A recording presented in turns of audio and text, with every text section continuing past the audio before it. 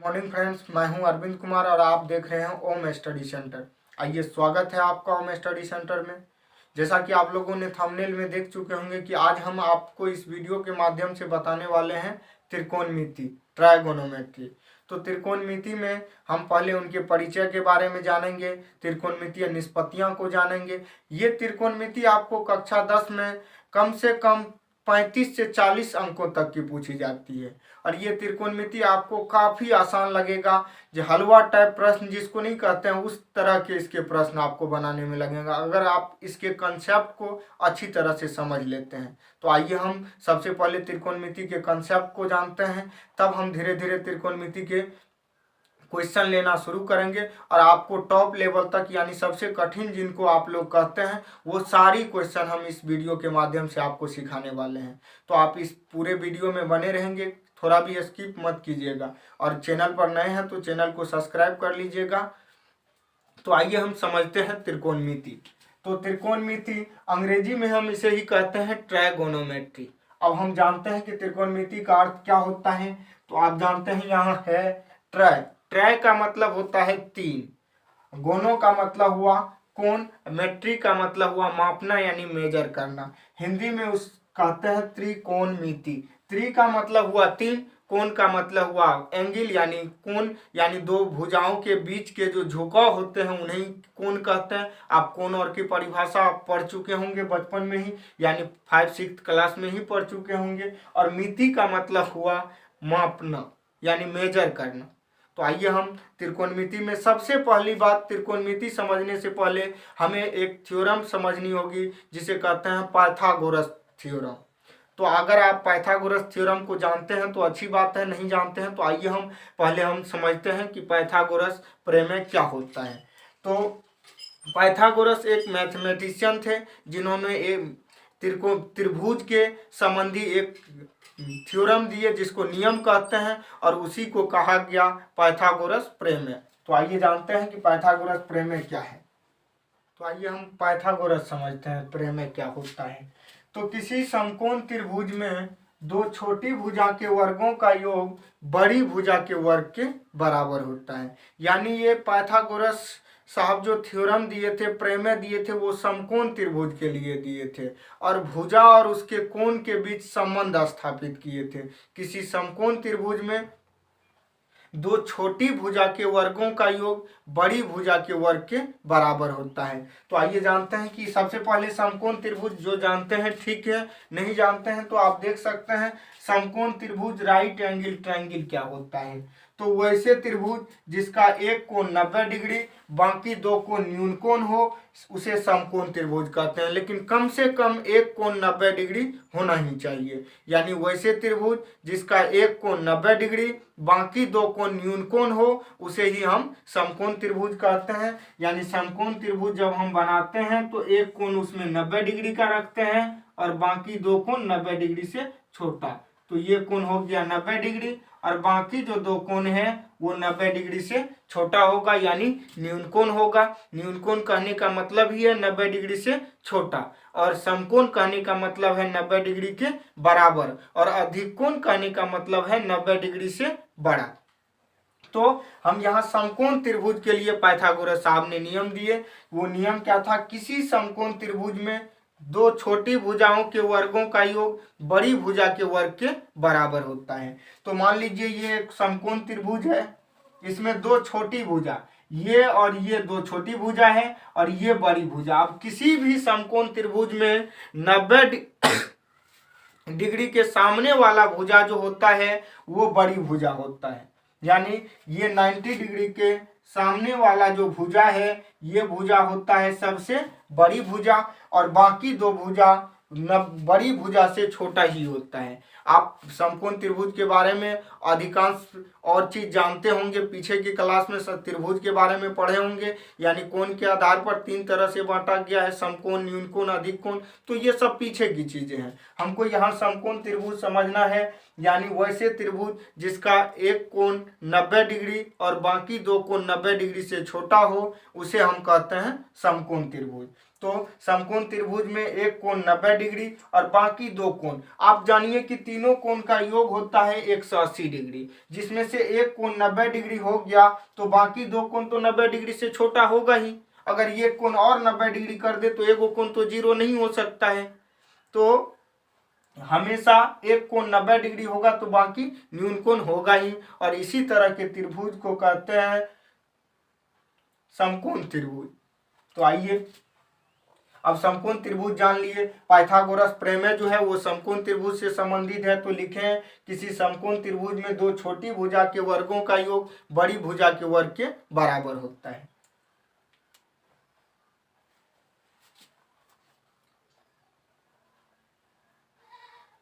आइए अब हम समझते हैं समकोण त्रिभुज के बारे में।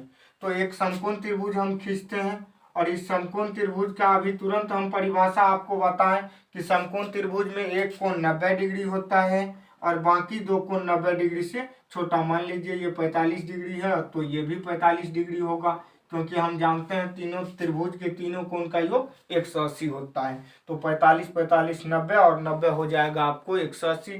तो अब इस त्रिभुज में जानते हैं कि कौन बड़ी भुजा होती है और कौन छोटी भुजा होती है। तो कोई भी अगर समकोण त्रिभुज हम लेते हैं तो 90 डिग्री के सामने वाला जो भुजा होता है वो समकोण त्रिभुज की बड़ी भुजा होती है। यानी इस सामने वाले भुजा को हम कहते हैं कर्ण। अंग्रेजी में इसे कहा जाता है हाइपोटेनियस।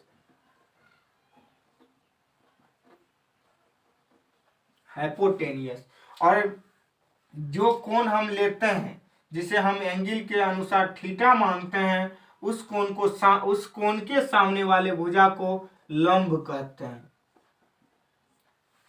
और बाकी जो कोण बच गया उन्हें आधार कहते हैं। तो किसी भी समकोण त्रिभुज में अगर बड़ी भुजा की बात कही जाए तो 90 डिग्री के सामने वाला भुजा बड़ी भुजा होती है, अब बाद बाकी के दोनों भुजा जो होते हैं वो छोटी भुजा होती है। तो जैसा कि आप इस त्रिभुज में देख सकते हैं कि 90 डिग्री के सामने ये जो भुजा होगी वो सबसे बड़ी भुजा होगी और बाद बाकी जो दोनों भुजा होगी उसे हम कहते हैं छोटी भुजा। तो हम पाइथागोरस प्रमेय में पढ़े किसी समकोण त्रिभुज में दो छोटी भुजा के वर्गों का योग बड़ी भुजा के वर्ग के बराबर होता है। तो देखिए ये मान लीजिए बड़ी भुजा है कर्ण, इसे हम स्मॉल h से सूचित करते हैं। इस आधार की अंग्रेजी बेस होती है, इसे स्मॉल b से सूचित करते हैं, और लंब की अंग्रेजी परपेंडिकुलर,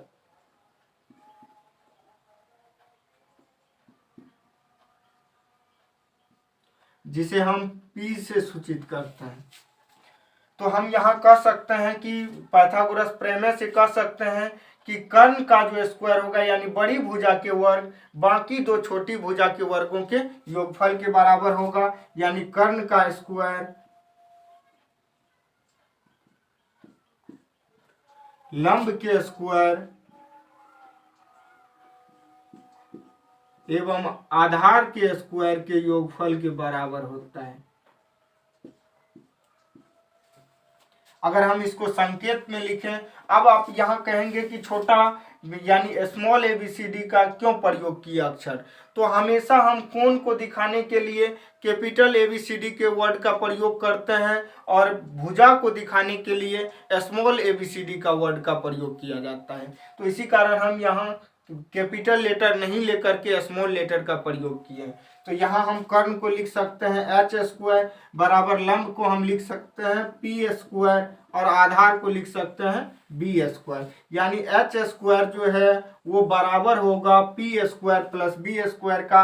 ये हमें पाइथागोरस प्रमेय से प्राप्त होता है। देखिए किसी समकोण त्रिभुज में दो छोटी भुजाओं के वर्गों का योग बड़ी भुजा के वर्ग के बराबर होता है। तो दो गो छोटी भुजा जो था लंब और आधार, इसके वर्ग का योग, वर्ग का मतलब स्क्वायर, वर्ग का योग किए तो वो बड़ी भुजा के वर्ग के बराबर हुआ। इसी बात को जाने हम पाइथागोरस थ्योरम से। इनका प्रयोग हमको त्रिकोणमिति में होगा, इसलिए हम इस चीज को जाने। तो आइए समझते हैं। तो आपको लंब और आधार खोजने में दिक्कत नहीं होना चाहिए। कैसे हम लंब और आधार हम खोजते हैं, तो वो हम किसी प्रकार की अगर त्रिभुज हम बनाते हैं तो 90 डिग्री जिस कोण को मानते हैं उसके सामने वाला तो कर्ण तुरंत से खोज लेंगे। ये कर्ण होगा जिसको एच से, हाइपोटेनियस अंग्रेजी होती है तो उसे एच से सूचित करते हैं। और इस भुजा को अगर थीटा माना जा रहा है तो लंब ये होगा, यानी ये परपेंडिकुलर हो जाएगा, ये आधार हो जाएगा। अगर इस भुजा को ना इस भुजा को अगर थीटा लिया जा रहा है, थीटा कौन को दिखाता है, तो ये वाली भुजा को हम लंब कहेंगे और इसको हम आधार कहेंगे।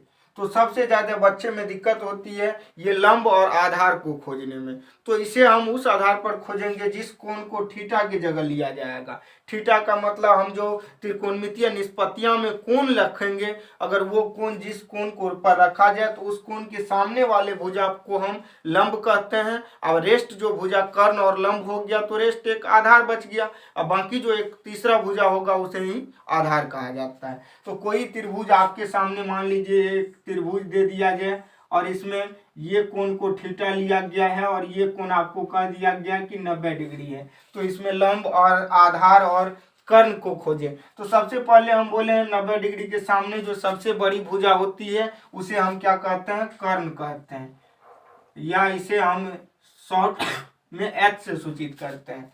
अब थीटा के सामने वाला जो भुजा है ये लंब होता है, जिसको अंग्रेजी में परपेंडिकुलर और संकेत में हम इसे पी से सूचित करते हैं। और बाकी जो एक भुजा बच जाता है उन्हें आधार कहते हैं, जिन्हें संकेत में बी से सूचित करते हैं। तो अब हमको आधार, कर्ण और लंब खोजने में दिक्कत नहीं होना चाहिए, क्योंकि हम सीख चुके हैं कि किसी समकोण त्रिभुज में थीटा के जो सामने वाला कोण होता है वो लंब होता है और 90 डिग्री के सामने वाला कोण कर्ण होता है। तो आइए अब हम लंब, कर्ण और आधार से अब हम लोग सीखने वाले हैं त्रिकोणमितीय निष्पत्तियां। आइए जानते हैं त्रिकोणमितीय निष्पत्तियां क्या हो, कितनी होती है। तो ये त्रिकोणमितीय निष्पत्तियां बोले या त्रिकोणमितीय अनुपात बोलो, एक ही बात है। तो त्रिकोणमितीय निष्पत्तियां की संख्या 6 है, जो है sine theta, cos theta, tan theta, cot theta, sec theta, cosec theta.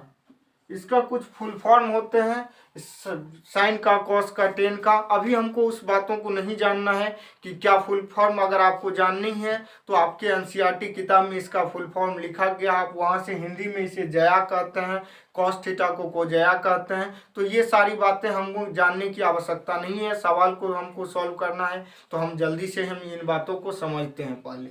तो त्रिकोणमितीय निष्पत्तियां की संख्या यही 6 होती है, sine theta, cos theta, tan theta, cot theta, sec theta, cosec theta. अब कोई व्यक्ति से आपसे पूछता है कि साइन और थीटा, ये जो आप आपस में लिखते हैं, ये साइन और थीटा के बीच कौन सा संबंध है। तो साइन और थीटा के बीच फंक्शन का संबंध, अगर आप 11th में जाके पढ़ेंगे, 11th में फंक्शन फलन चैप्टर पढ़ेंगे तो वहां आप जानेंगे कि साइन और थीटा के बीच कौन सा संबंध है।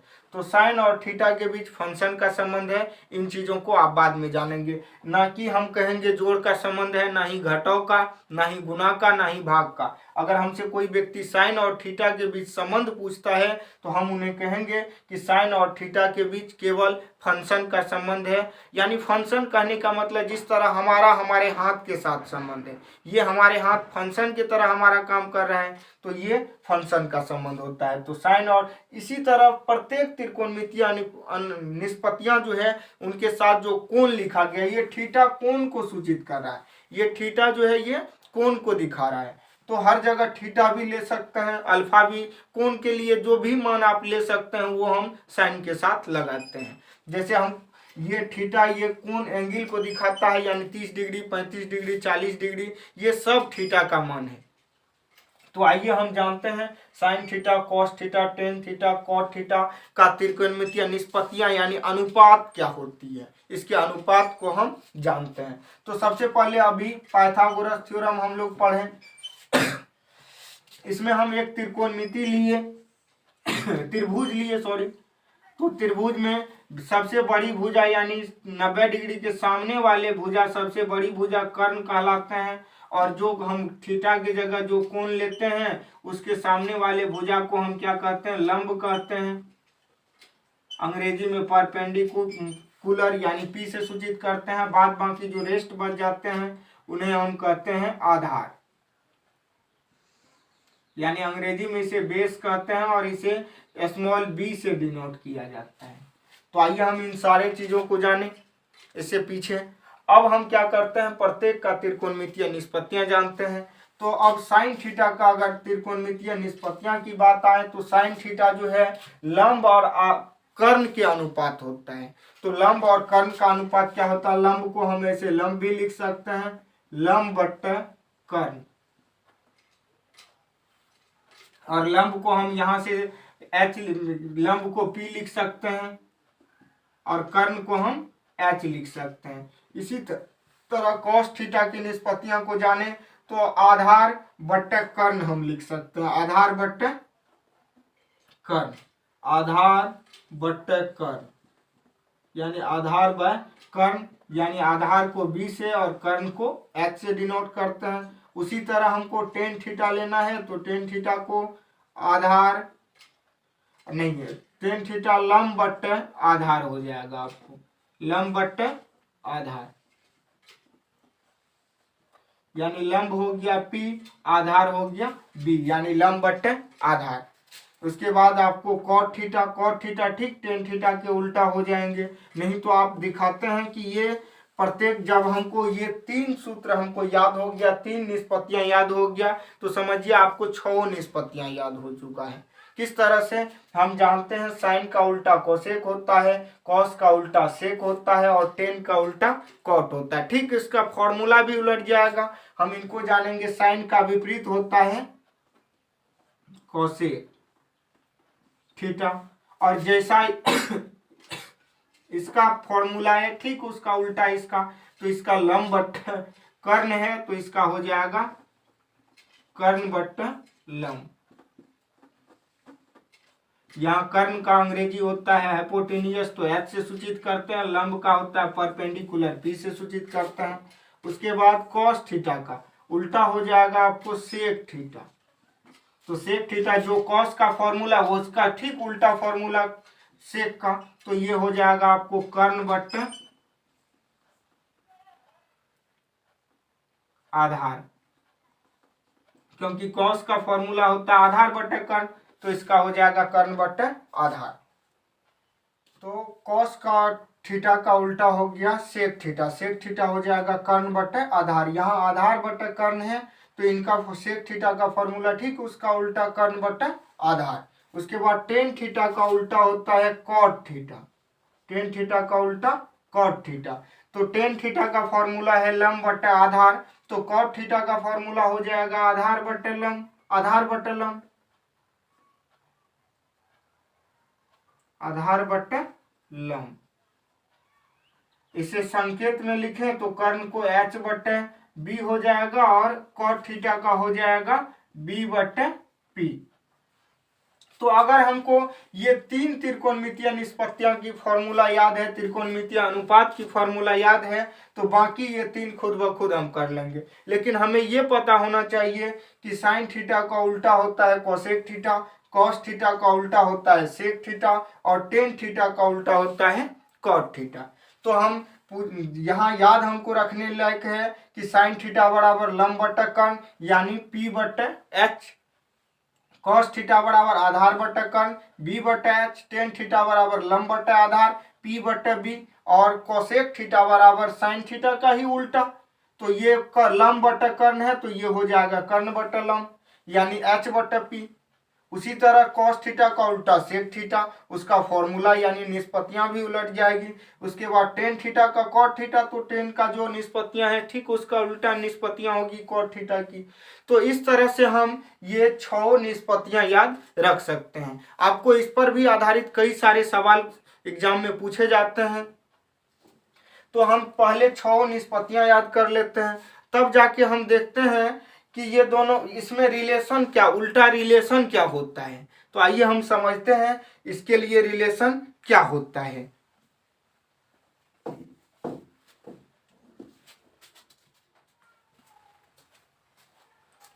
उसी प्रकार यहाँ हमको टेन थीटा और कॉट थीटा है, दोनों का उल्टा 1 होता है, तो हम टेन थीटा बराबर निकालेंगे तो 1/cot थीटा, और कॉट थीटा जब लेंगे तो 1/tan थीटा। तो ये सारी फॉर्मूला हमको याद हो जाएंगे जब हमको ये पता होगा।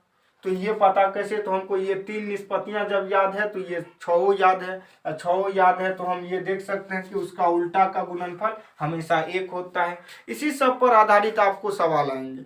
तो पहले हम सारा फॉर्मूला हम एक जगह एकत्रित कर लेते हैं। तो ये 6 निष्पत्तियां हुआ, ये फॉर्मूला आ गए। अब इसके बाद कुछ और भी फॉर्मूला आते हैं, उनको हम देख लेते हैं। आप किसी भी एंगल के लिए मान कैसे निकालते हैं, यानी साइन के लिए कोई एंगल आएंगे तो उनके साथ मान कैसे लेंगे। तो आइए उस मान वाले चार्ट को हम याद कर लेते हैं। नहीं तो हम आज इसी पर आधारित सवाल लेते हैं और उसको हम लोग अब इस सवाल को सॉल्व करते हैं। सवाल है, प्रश्न है कि यदि sin a बराबर 1/3 तब बाकी सभी त्रिकोणमितीय निष्पत्तियां को ज्ञात करें। तो हम जानते हैं कि त्रिकोणमितीय निष्पत्तियां 6 हैं, जो आपके सामने 6 लिखा हुआ है, जिसमें से आपको sin a, थीटा की जगह कोण हम बोले थे कि कुछ भी ले सकता है, तो a लिए हैं। तो हम सबसे पहले इससे हम एक समकोण त्रिभुज ड्रॉ कर लेंगे।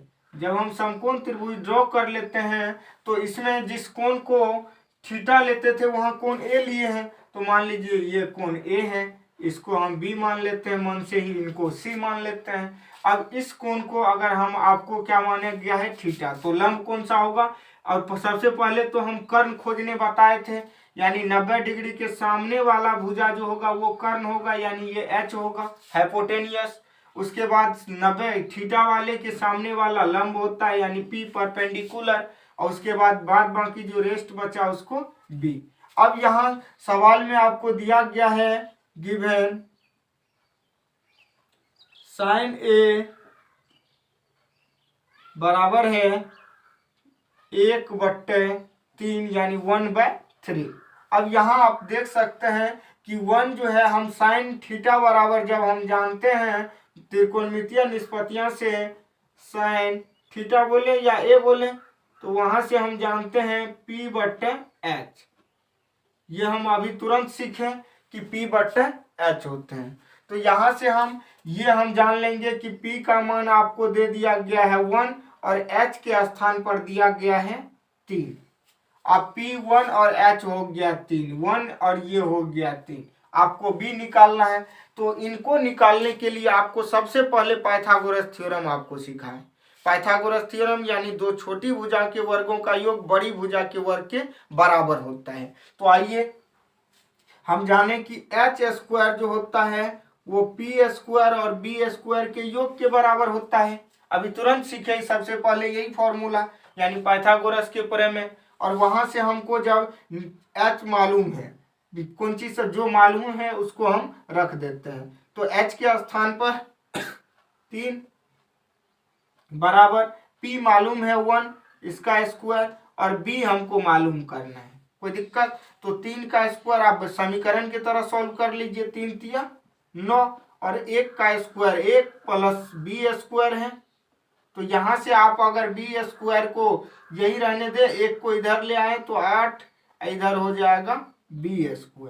तो यहाँ से आप b² बराबर भी लिख सकते हैं 8। यहाँ से अगर आप b निकालना चाहेंगे तो इस पर वर्गमूल हो जाएंगे 8 पर, और यहाँ से b बराबर आपको निकल के आएगा ±2√2, यानी 2 दूनी 4, 2 8। आप इसको सॉल्व करेंगे √8 को, तो आप इस प्रकार से सॉल्व करेंगे।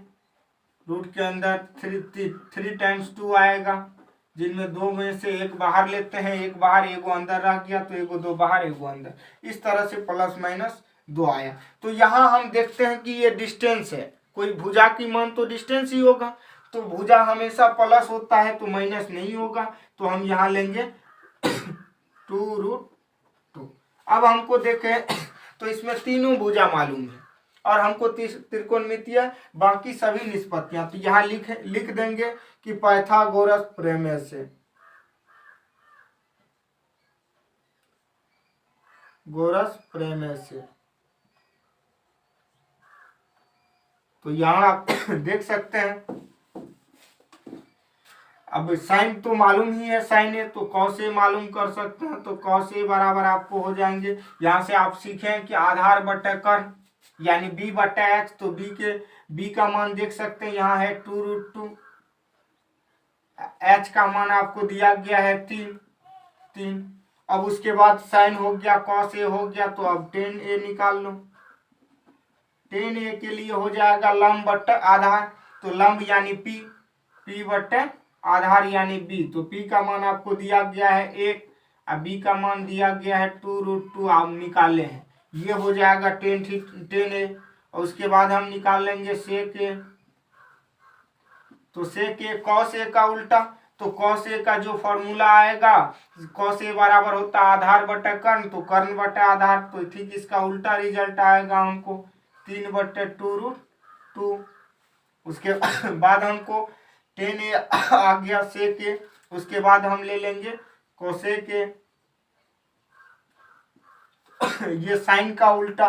तो ये हो जाएगा 3/1, यानी फॉर्मूला से ही देख सकता है कर्ण बटा आधार। तो कर्ण ऊपर लेंगे, आधार 1 नीचे, कर्ण बटा लंब ना, तो लंब नीचे, तो 1 हो जाएगा। तो यहाँ से हम इसको 3 लिख सकते हैं। तो 1 2 3 4, 1 हो गया वो 5, 1 बचा हुआ। एक कौन सा छूट गया? एक छूट गया cot a। तो यहाँ से आप cot a जब निकालेंगे तो cot a बराबर हम जानते हैं आधार बटा लंब या tan का उल्टा। तो tan p बटा b आया, तो 1 बटा इतना, तो 2√2 बटा हो जाएगा 1। इसको आप लिख सकते हैं 2√2। इस तरह से हम बाकी सभी त्रिकोणमितीय निष्पत्तियां को निकाल सकते हैं। ऐसे सवाल कई बार परीक्षाओं में पूछे जाते हैं, तो आपको ये सब सवाल बनाने में कोई दिक्कत नहीं होना चाहिए। अब और भी कई टाइप के सवाल आते हैं, अगले